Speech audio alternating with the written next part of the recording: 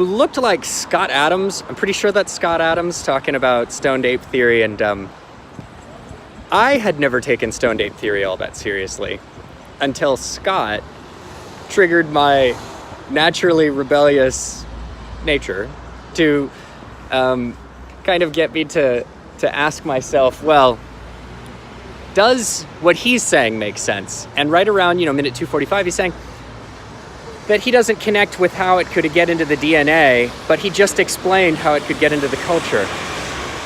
And all of a sudden, my epiphonetics went stoned ape shit, because it's like, oh, if the origins of religion in the human organism go back to people getting accidentally stoned on stuff like shrooms and having memes that took over cultures, and then those tribes were more successful than other tribes. And so tribes that had been culturally, mimetically infected with religious memes were more successful over the eons than tribes that were not. Now you have the grounds for genetic selection for susceptibility to religious belief.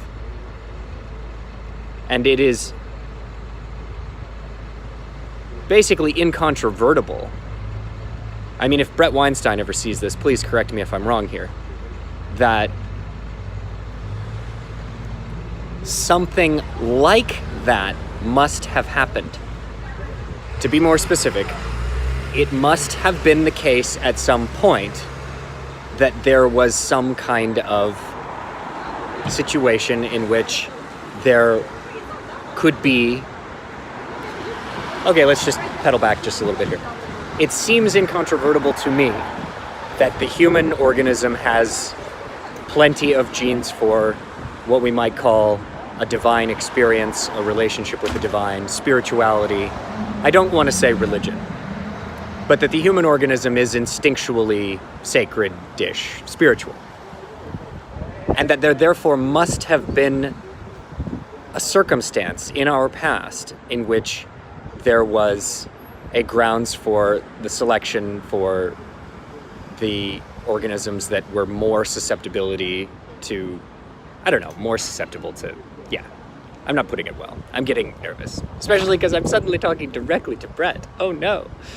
But it just, I don't know. Thank you, Scott. That makes perfect sense. You actually put it. I couldn't take stoned ape theory seriously until just now. If it can affect the culture can affect the genes, just by being successful. Ideas don't have to arise through genetic selection. They can arise through cultural selection and then enter into the genome. A whole topic I had never considered. I mean, if chimpanzees have any sense of the divine, if dolphins have any instinctual sense of sacredness about anything, the way they appear to have an instinctual sense of humor, say. I can't remember the research that indicated that dolphins might laugh. Certainly chimpanzees laugh. Washoe liked being tickled. But then is that laughter at a concept that's different? In any case, the entire idea of something entering into the genes, entering into genetic selection from cultural selection, I don't know if that had ever occurred to me.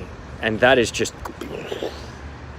So again, if anyone knows this to be, if there is an error in my thinking, because this sounds too fantastical to be true almost, and yet too mundane not to be in another way. Like, how could it not be? Genes have proven themselves, if nothing else, to be susceptible to anything and everything that may or may not exist. If there is telepathy, it's affected our genetical evolution. If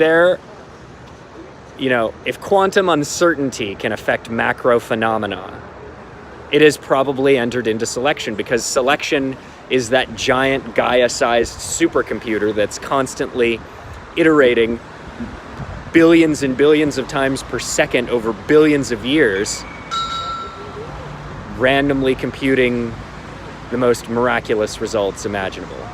And plenty that probably aren't. Hence the metaphor, like 42, like Douglas Adams, like building a planet-sized computer. All of these things are like obvious revelations when you learn to think about them from a little bit of distance. The planet already is a supercomputer. Every planet with life on it is a giant supercomputer, supercomputing via Darwinian mechanism of natural selection. Don't have time to explain it here. Next video. Yeah.